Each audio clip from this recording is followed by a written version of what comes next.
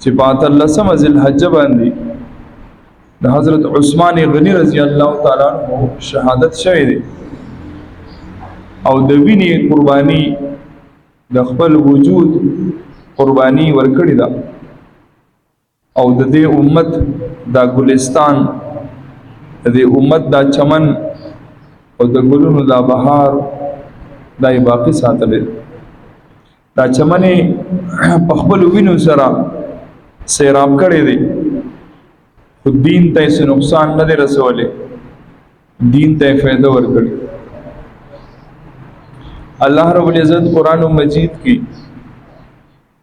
د حضرت عثمان غنی رضی الله تعالی عنہ په حواله سره آیاتونه نازل کړه الله رب العزت قرآن مجید کې فرمایي چې دا صحابه هغه صحابه دي لقد رضي الله عن المؤمنين اذ يبايعونك تحت الشجره دا هغه صحابه دي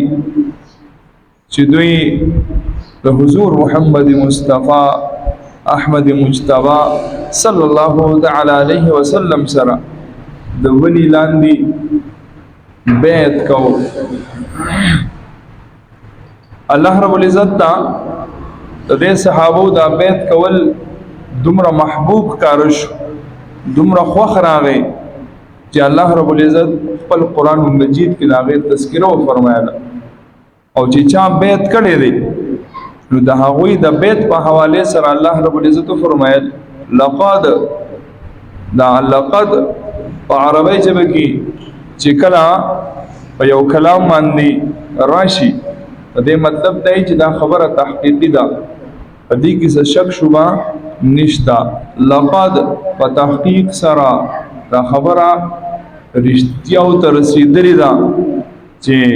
رضی الله عن المؤمنین الله رب العزت د دې مؤمنانو نه کم چې په دې بیت کې شریک دي د دوی نه الله رضا شوی گویا چې الله رب العزت د خپل رضامندۍ سرټیفیکیټ ورکړی دی هغه صحابو ته چا چې بیت کړی دی دا بیت په خبره باندې کیږي چې دومره اهم دی چې الله رب العزت د خپل رضامندۍ سرټیفیکیټ ورکړي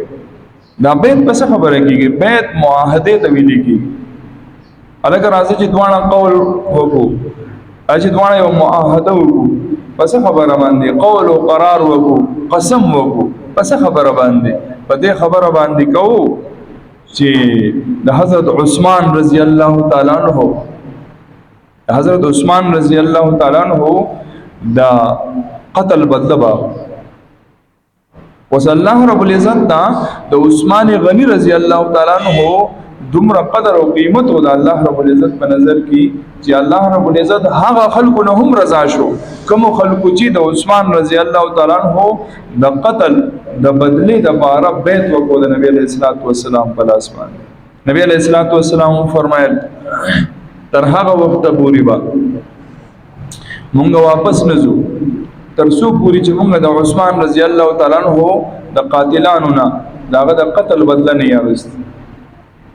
صحابه ته د الله رسول هم سره بیت کو وکم کسان چې زما سره بیت کول غواړي راځي زما په الله باندې الله سجدای صحابه را روان دي او د نبی علیہ الصلوۃ والسلام په مبارک لاس باندې خپل لاسونه مبارک کړي اګدي کله چې د صحابه لاسونه مکمل شو نبی علیہ الصلوۃ والسلام د خپل لاس راواغستو او د ټول لاسونو د پاسه کې خودو او نبی علیہ الصلوۃ والسلام فرمایل چې دا د عثمان رضی الله تعالی عنہ لاس دی